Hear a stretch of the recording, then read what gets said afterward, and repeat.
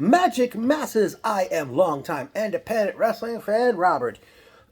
Although I was not there to see Kingdom Come 8, but I was watching it on IWTV. And here's how the show went. The show kicked off with the dog collar chain match, in which the winner would be awarded the keys to the kingdom. As we saw the Bayo and Badass Dan Moff do battle with the Revolver, the Magic Kingdom Ripper, Alex Ryman. Initially, in the early going, Ryman goes back to the curtain. He brings out a broken door. He hits Moff over the head, but Moff's no selling it. Moff eventually uses it, and I think it did break over Ryman's head. Moff pulled the chain, which caused Ryman to hit the ring post, and I believe he bled from that. Out on the floor, Ryman hit a cannonball off the apron to Moff. Ryman hit a cutter or ace crusher. Ryman jumped off the second rope. Moff caught him with a cutter or ace crusher.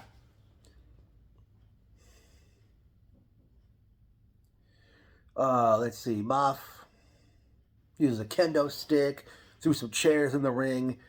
Moff press slammed Ryman off the top rope onto the chairs that were piled up in the ring. The ring, Moff was doing the 10 mounted punches on the second rope, but Ryman hit a powerbomb. Moff kicked out of that. Ryman hit a pile driver and a Death Valley drive. Then he did a Death Valley driver on a table that was in the corner. He hit Moff with a chair like 3 times. Then he eventually kicks Moff in the balls. And then Ryman hits Moff with a chair. And Alex Ryman pins Dan Moff at 18 minutes, 42 seconds, enabling him to not only get a victory over Dan Moff, but also win the keys to the kingdom. And after the match, Ryman hugged Moff and they shook hands. Next up was the Tri-Wizards Championship match, as representing Hispanos Unidos, or is it Unidos? It was the Lit Superstar Sebastian Cage, the Fresh Elite, Trey Felipe, and Johnny Santos defending against. They were set to face Project Mayhem, V. Daniels, Elijah Eden. I don't know if Osito was originally scheduled or this was going to be a 2-on-3 matchup, but Smiley came to the ring with them, and Smiley announced just before the match got underway that it was going to be Lucha rules with no disqualification. Felipe did what's become a signature of his. He gets a running start on the ramp, leaps over the ropes, and does a blockbuster into the ring. He did it on both V and Eden. Smiley hit a brainbuster on Santos. V hit a power slam on Santos, and he was taking punishment. Cage hit a poison Rana on Smiley, or as I call it, the rewind Rana. There was one interesting point. Cage went off the top rope, and I forgot it was Eden or V caught in a fireman's carry by either Santos or Felipe. It was an interesting spot where Sebastian ended up hitting Smiley with a destroyer. Felipe, I think, went for that running blockbuster again, but Smiley spit mist in his face. Smiley eventually pins Santos with a double underhook driver, and enabling Project Mayhem to defeat Hispanos Unidos, not sure how you pronounce it. The match went 8 minutes, 46 seconds, and as a result, Project Mayhem have regained the Pro Wrestling Magic Tri-Wizards Championship, adding more gold to that group, because Smiley is also had come in as the Dark Arts Champion and the Funhouse Wrestling House of Fun. Is that the name of that championship? I mean, if I'm wrong, let me know. But more gold. Well, Project Mayhem regains the Tri-Wizards Championship. Up next was a scramble match in which the winner would be a participant in the Chatham's Memorial Rumble, which is taking place when Pro Wrestling Magic kicks off 2024 on Saturday night, January 27th. More on that later. But it was a triple threat match pitting Joe Cruel of Memory Museum versus Troy Locke versus Brandon Downey. I don't think he's named after the laundry detergent. Versus Mateo Marcello versus Vincent Michaels versus Travis Jacobs, accompanied the ring by Tony Ice. Now, Michaels, Marcello, and Jacobs are managed by Tony Ice, are collectively known as the Ice Pack. Locke initially was executing like a clinic of submission holds on, I forgot who. He did like some kind of an Indian death lock on someone. Then he put an ankle lock on another guy. Mateo did a form of the tarantula on Brandon Downey on the outside part of the ring. Michaels had a spine buster on Downey. Jacobs was doing the giant swing on Michaels. Mateo eventually wins the match by pinning Travis Jacobs with a small package at 8 minutes 20 seconds. Mateo Marcello defeats Travis Jacobs, Vincent Michaels, Brandon Downey, Troy Locke, and Joe Cruel, and as a result, he has earned a position in the Chad Adams Memorial Rumble. And after the match, Michaels, Jacobs, and Mateo are celebrating, but Mateo and Jacobs attack Michaels, and they leave the ring without him. So who knows if that's telling us anything. Up next, it was a four-way match for the Keys to the Queendom match, as it was former women's champion JC Storm of Hispanos Unidos, I'm not sure how it's pronounced again, versus Adina Steele versus Rebecca Scott versus Vicious Vicky. Early on, Rebecca hit that snapmare neck breaker that the late Mr. Perfect Kurt Hennig was known for. Rebecca did that to Storm. Vicky at one point went into the crowd, chokeslammed Adina I believe it was Adina Steele, it wasn't Rebecca Scott, onto the ringside chairs on the floor. Storm and Vicky were double teaming Rebecca. Rebecca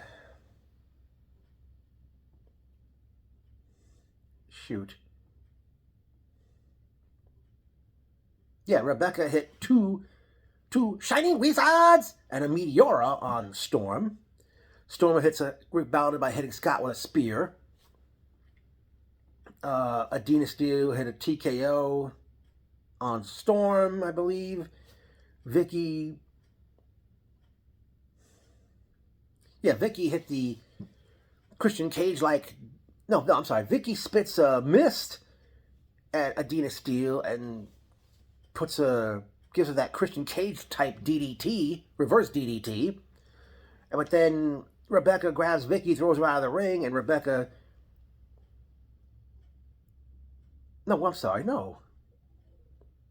Rebecca hit Vicky with a Shining Wizard, and at 10 minutes 52 seconds, Rebecca Scott defeats Vicious Vicky, JC Storm, and Adina Steele to win the Keys to the Queendom match. Up next, it was time for the Women's Championship match as... Notorious Mimi, accompanied ring by Travis Jacobs and Tony Ice, challenged Ruthless Lala, accompanied ring by Tiberius. I apologize for not getting his last name. I'm not sure if he's Lala's boyfriend in real life or not. Before the match got underway, Prolific's Isaiah Wolf came out to join the commentation station, as ring announcer Shane Fair refers to that area. Early in the match, Lala hit the breathalyzer senton. One point, Lala leaped off the apron. I don't know if it was a cannonball on her part or not, but she lands on Tony Ice and Travis Jacobs. Lala reverse whipped Mimi into the ringside seats after the crowd moved out of the way. Lala eventually back in the ring. Lala did a superplex on Mimi. Mimi hit most American fans know it as a 619, but in Japan it's called a tiger something. And then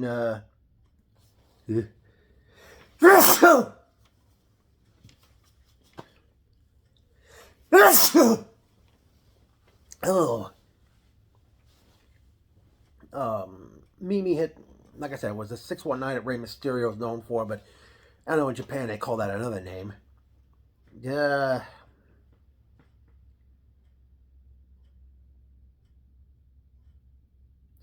And then Mimi hit like I believe it was a punt-like kick, but I think Lala kicked all out of that. Mimi tried to, oh, I forgot what happened, but something happened with Tiberius out on the floor, and he's going out with Vincent Michaels. I don't know if Matteo Masello was out there too, but Mimi tried to pin Lala with her feet on the ropes, and Jacobs and Ice holding on to her feet, but the referee Stephen Dumaine catches both Ice and Jacobs and ejects them from ringside.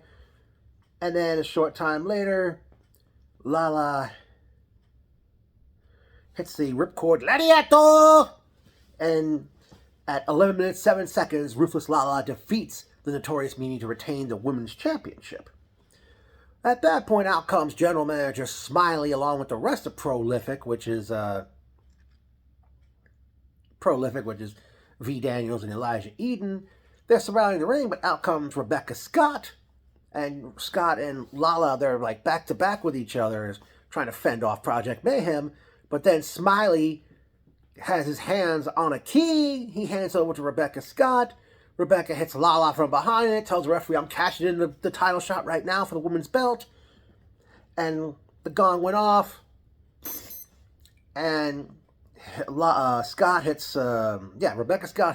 Lala with a curb stomp that like Seth Rollins is known for, but I know he didn't invent the move.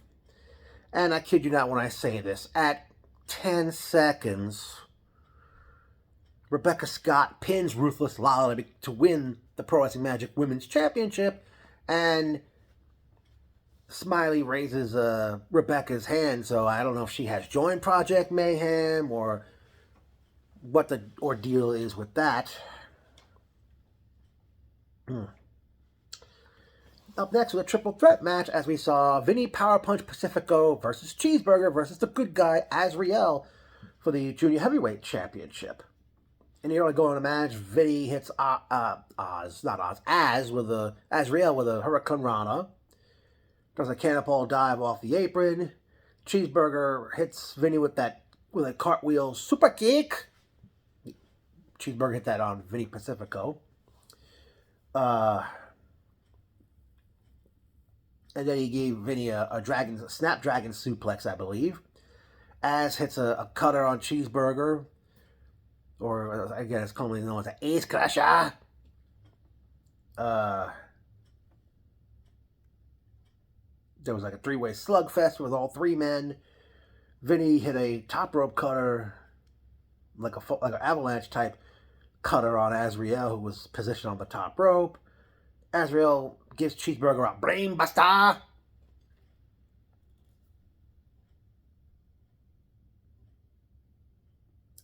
The end came when Azriel gave Cheeseburger the move that we know as the one-winged angel that Kenny Omega has been using, but it's like a one arm, I don't know, some type of electric chair drop. But after Az hits the move, Pacifico throws Azriel out of the ring, and Pacifico pins Cheeseburger at an even 13 minutes. And Vinny Pacifico defeats Cheeseburger and Azriel to become not only the new Junior Heavyweight Champion, but the now two-time Junior Heavyweight Champion. And for the second Kingdom Come in a row, Vinny Pacifico wins that belt. And Pacifico takes the microphone and announces that he's going to be heading off to Japan, and I don't know how long he's going to be there. Okay. Up next was Steve the Body Lugo defending the SWF Championship against Steve Off, the indestructible Steve Off, who was accompanied by heel son Luke, and I forgot the two men that accompany him to the ring.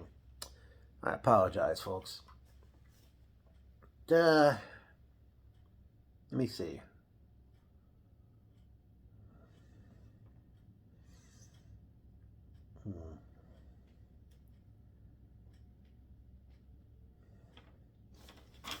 All right. Okay, next matchup we have, I'm sorry, it was Off and Lugo we're talking about now for the SWF belt. It's a mat work to start the match. Lugo hits a jumping knee strike. They brawl out, both Steves brawl on the floor.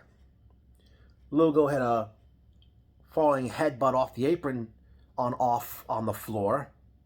And that was, I know the late Harley Race, I think, did that to somebody years ago. I don't know if he was known, Harley was known for that or not, but I saw him do that one time. At one point, Lugo tries to get back in the ring, but Off catches him as he's trying to get back in the ring between the ropes and gives him a DDT. Then he hits, Off hits Lugo with a superplex. Lugo eventually comes back with a Samoan drop. Then he hits a top rope headbutt. I forgot who, but somebody accidentally bumped into the referee in the corner. Lugo had brought a chair in the ring, and he's about to hit Off with it, but he takes the chair and hits the canvas with it. Then Lugo tries to take a page out of the late Eddie Guerrero's playbook. Lugo lays down, and Lugo wraps the chair around his head. The referee had called for the gong, but ring announcer Shane Fair tells the referee, no. Steve Off tell Steve Off, he didn't use the chair. Lugo's playing possum. So then the referee restarted the match, you hear the gong again. Off hits his lights off finisher. Just think it's like Gangrel's DDT meets the Eye of the Hurricane. Think of those two moves meeting, and you'll figure out what exactly the lights off finisher is.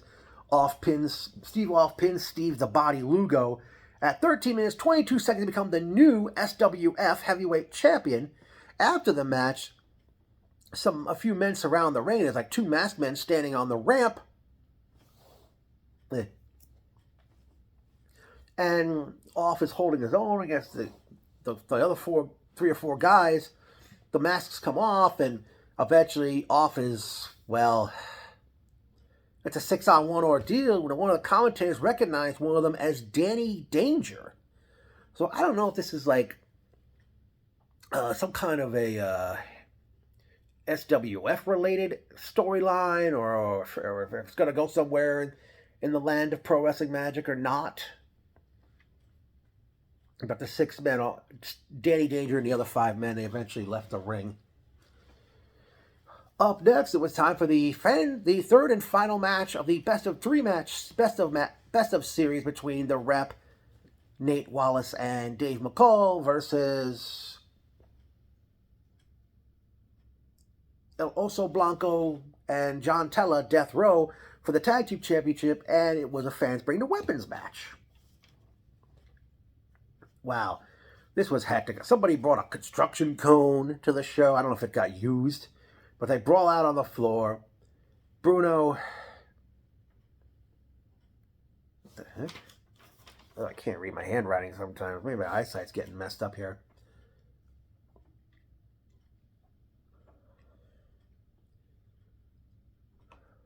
What?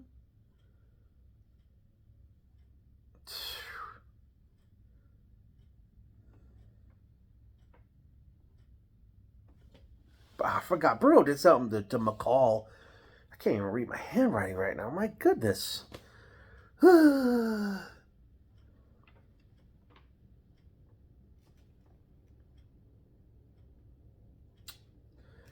I forgot. I mean, I can't remember every bit and piece of the shows, every match. You want stuff like that, talk to Mike Johnson from PWInsider.com. I don't know how the heck he did it back during the Ring of Honor I knew and loved. Right, typing down every bit and piece of a match. I can't even do it.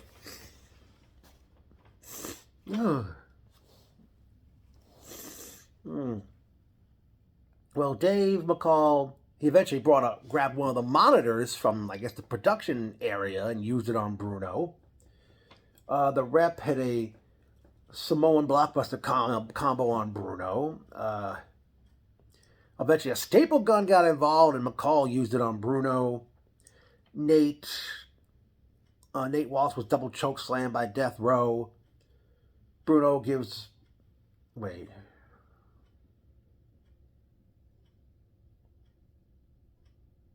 I can't remember who hit who, but somebody gave a spine buster in that matchup. Tella chokeslam Nate on the apron. Bruno has Dave McCall. He's doing the Undertaker's old school thing, but he walks across the top rope to the other corner. Bruno jumps off that top rope, putting Nate through a table. No. Was it Nate? I'm sorry. I know who's who in the rep, but eventually John Tella scored the pinfall at 15 minutes, 51 seconds. Death Row defeats the rep to not only win the best of 3 match series, but to retain the Pro Wrestling Magic Tag Team Championship. I don't know if... hold that thought, folks. We'll be back in a bit. Okay, after doing some research, Death Row, who won the Tag Team Championship at Kingdom Come 7 last year, by virtue of the victory over the rep, they're going to walk into 2024 as Tag Team Champions, and by the time January 27th rolls around, they will have been champions, tag champions for over 1 year. Okay.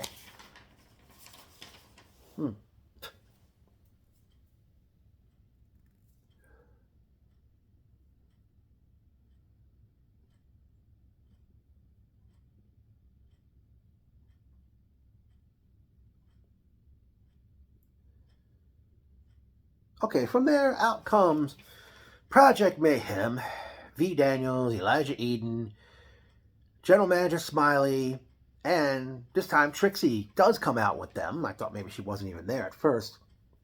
And Smiley talked about that he suspended Darius Carter for this particular show because it was supposed to be Carter and Smiley one-on-one. But Smiley decides, I'm the GM. I'm going to defend my Dark Arts title right now. So he issues an open challenge, and somebody comes out, and a guy, Smiley asks who you are, and he says, my name is Just Jay, and Smiley took the microphone away, but then out comes Jarrett Diaz, not sure if he is officially part of Hispanos Unidos, and he decides he wants in on the open challenge too. So the match was on. Let me see. Smiley gives Just Jay a German suplex. Then he hits Jay with that arm twisting kick that I remember Sato from the Orient Express using years ago. Diaz did a hurdle dive over the ropes onto the floor onto both Jay and Smiley. Diaz hits one of my favorite wrestling moves. I mean, Reno, in the dying days of WCW, he called it roll the dice, rolling the dice. I remember Nova in ECW, he called it the Spin Doctor. I don't know if he's a big fan of that band or not, but I love that move. But eventually, Smiley powerbombs Diaz onto Just Jay and pretty much pinned both men. And at 6 minutes 32 seconds, Smiley defeats Just Jay and Jarrett Diaz to retain the Dark Arts Championship. If I failed to mention it earlier, the tag title match between Death Row and the Rep went 15 minutes 51 seconds. Then after the match, right after Smiley retains Smiley had retained the championship. Trixie is like right next to him, and I don't know if they were getting in some kind of an argument, and Trixie's got her hands on Smiley's arm, but he kind of pushes her away, knocking her down, and surprisingly, ring announcer Shane Fair comes in the ring, and Smiley and Shane are face to face. It's almost like, I don't know if we could say Shane was chewing Smiley out, trying to tell him, you don't do that to a woman and stuff. But eventually they all left the ring.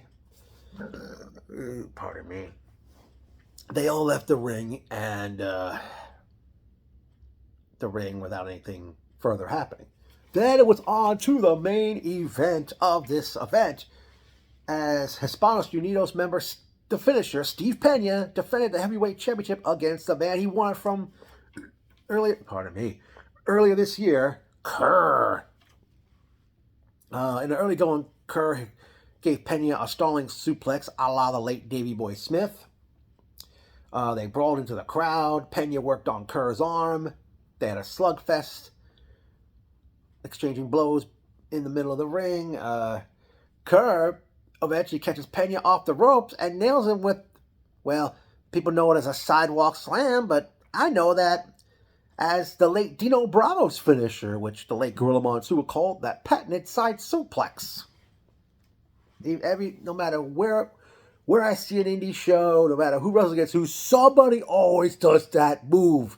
And by the way, and I tend to pop for it too. I don't like jump for joy, but somebody hits that move, I always say, the Dino Bravo move.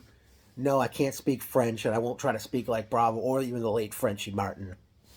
Wasn't a fan of Bravo either, believe it or not, folks. Okay, Pena gave Kerr a German suplex. Kerr chokeslams Pena. Pena superplexes Kerr. Eventually, at one point, out comes, JC Storm comes out, and she's like, I don't know, she's trying to get Kerr's attention or referee's attention. Out comes Azrael, Sebastian Cage, and Johnny Santos of Hispanos Unidos. And I think somebody brought a chair in the ring. Pena grabs a chair, and he gently, puts it outside the ring. He's telling Johnny and Sebastian, look, I don't want your help. I want to do this on my own. And at one point, he pushed Sebastian. And I think at that point, that's where Pena that was kind of where Kerr capitalized. Kerr hits, Kerr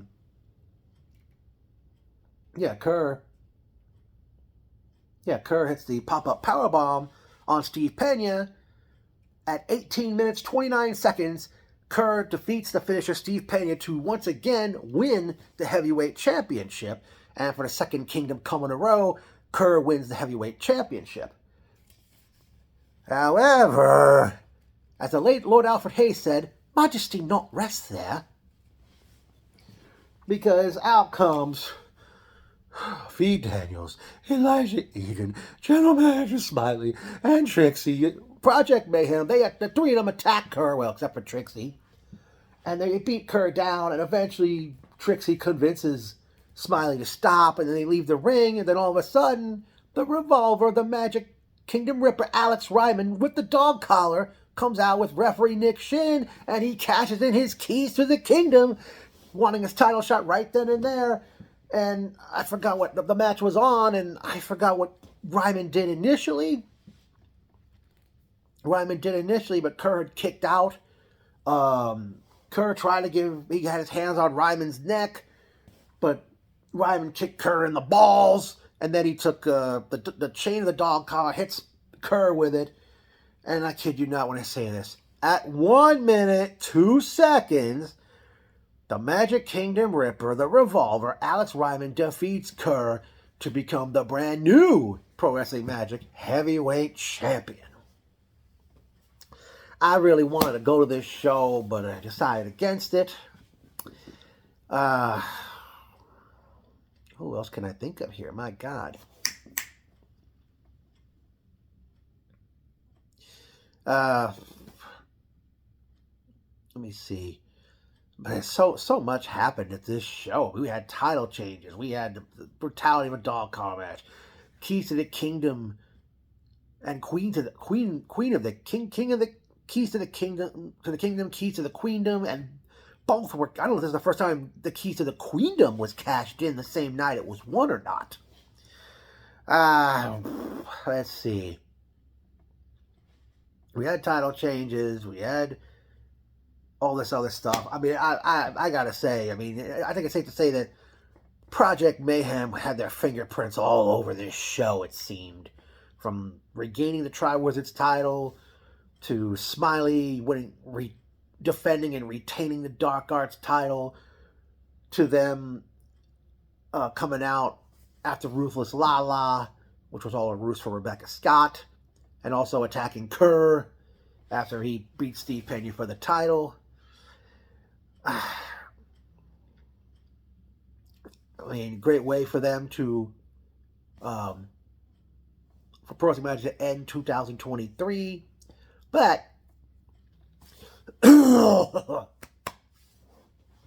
ladies and gentlemen, Pro Wrestling Magic kicks off 2024 with The Banker.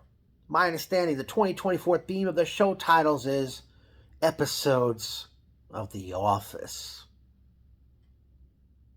I am not a fan. I do not watch that show. I know Steve Carell, who was in the movie The 40-Year-Old Virgin, that should have been changed. Should have changed that to must have been changed from the 40-year-old sissy.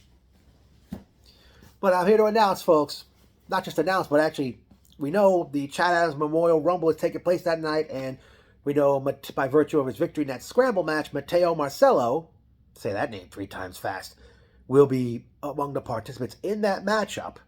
But ladies and gentlemen, I'm here to announce it right now. Saturday night, January 27th, I will be making my return to the Magic Kingdom.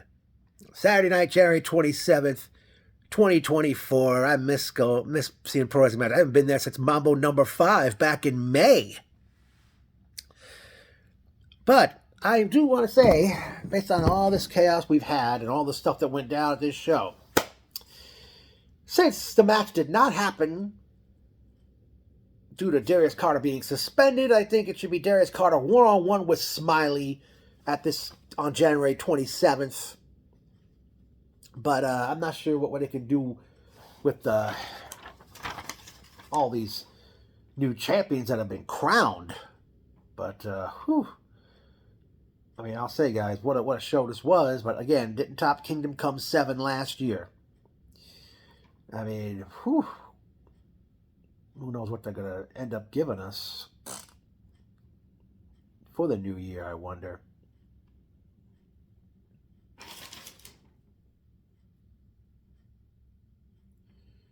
Don't know if I mentioned earlier, but the Dark Arts Triple Threat title match, that was 6 minutes, 32 seconds. I know Pro Wrestling Magic, they do shows, they do after parties at Blackbird, and I forgot which town in New Jersey that is. I would like to go there someday, but I don't know if that's going to be possible. You know, try their food and all. Sure hope to get some fans to see Pro Wrestling Magic for the very first time in the new year, in this new year coming up. I mean, this is a good product, and be interesting to see what 2024 brings Pro Wrestling Magic. And also, consider how crazy this show turned out to be. Who's to say what Kingdom Come 9 brings in December 2024? I forgot the exact date. I know they got the show dates lined up already for the new year throughout 2024. But by the way, as far as that Chad Adams Memorial Rumble January 27th, the winner of that match will get a title shot at the 9-year anniversary show in April. Forgot the exact date of that one. But it should be an interesting... I mean, I definitely, after seeing all this, and even though I didn't think it was great as last year's Kingdom Come, I'm definitely coming. January 27th, folks. You heard it from me. I'm coming! Not going to sing I'm coming home, Mama, I'm coming home, like Ozzy Osbourne, but... or like MVP's entrance music, I'm coming! But I will be there January 27th to make my return. I wonder if we'll get any surprise entrance for that Chad Adams Memorial Rumble. One question I'm trying to figure out, seeing that Shane Fair and Smiley were stood face to face, I wonder if that's a sign of telling us something. What they're going to end up doing. Like if Shane Fair is going to get in the ring and have a match with Smiley someday, or something's going to have to be done, because, I mean, haven't we learned in wrestling that nothing lasts forever? You know, no angle, no storyline, no feud, no in-ring authority figures regime. That doesn't even last forever. Or any on-air authority figures, much like the late Jack Tunney. I mean, rivalries, feuds, even wrestlers themselves, because in the end, they are human. They don't last forever, but...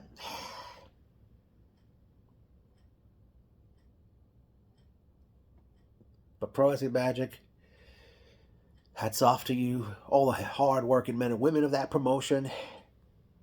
And as I said, I'm going to say it one more time, January 27th, I'll be there.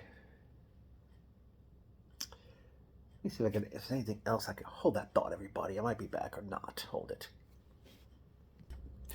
I'm not sure if this is a Kingdom Come record, but we know initially there was going to be 10 matches for this show. But then it was announced Darius Carter was suspended and his match with Smiley was seemingly thrown out the window. But this may be a record for Kingdom Come-wise. Say that 3 times fast. Kingdom Come-wise, as this particular show had 12, count it, 12 matches! I mean, Smiley did wrestle, but it wasn't against Darius Carter, as we know, and also with the cash-ins of both Alex Ryman and Rebecca Scott. That made it 12 matches. But again, Pro Wrestling Magic, oh man. I maybe wish for a sec. You do maybe wish I was there. It was just such a chaotic night and so many twists and turns and so much went on. But one more time, January 27th, like the Jackson 5 said, I'll be there.